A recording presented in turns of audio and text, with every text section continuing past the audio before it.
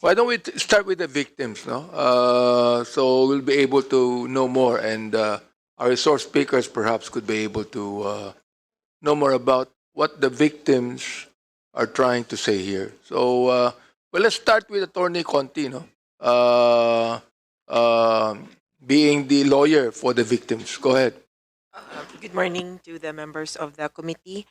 For today, we would like to defer to the victims for their own statements, whose kin, husband, son, and minor son have been killed in police operations and vigilante killings.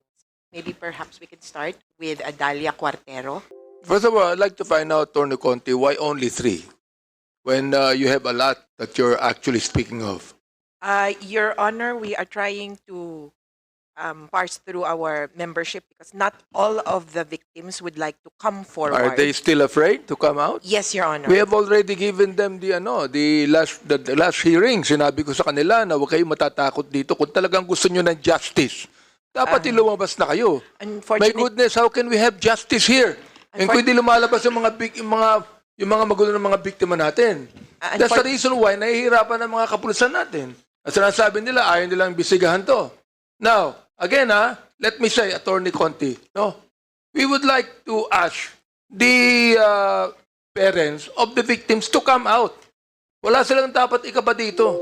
Palagay ko naman itong ating mga Philippine National Police, may compassion naman to, mga tao naman to na nakikita ang injustice na nangyayari. Yes, thank you. In fact, in the last hearing, inamin naman ni Secretary Guevara na mayroong human rights violations. Nung last hearing, inamin din ni General Abellade. You know, and the thing is, they're here today to be able to find out.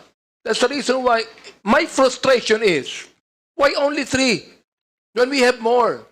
And your reason that they are afraid to come out, come on, that's a preposterous reason, Attorney Conti. Your Honor, the psychosocial support that we provide to the victims takes years.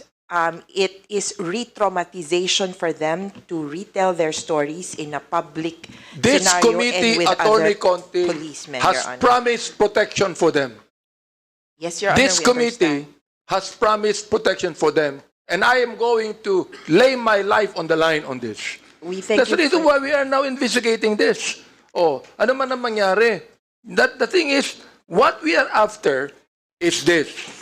Meron bang human rights violations? Inamin ng iba. Oo. Okay. Meron bang illegal na nangyari? Yung mga biktima, nais natin, ito lang ba mga matatapang? You know, please tell them. Yes, Your Honor. Ngayon lamang, okay, even Secretary Guevara said that is the first time Congress is investigating after so many years. Why? Because kahit na so many years yan, injustice yan eh. Kahit na umabot ng 10 taon yan, injustice pa rin yan.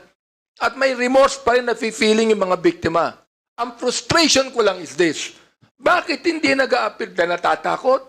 Aba, hindi na kinakailang matakot dito. Kung ako, tinatabangan ko yung sarili ko eh. Di ba? Yes, Your Honor. Oh. We thank you for the assurance, Your Honor, but again, we allow the victims to process their grief and their healing at their Go own ahead, pace. you call the victims then. And for the next hearing, I think we would be able to produce even more victims from Cebu, Your Honor.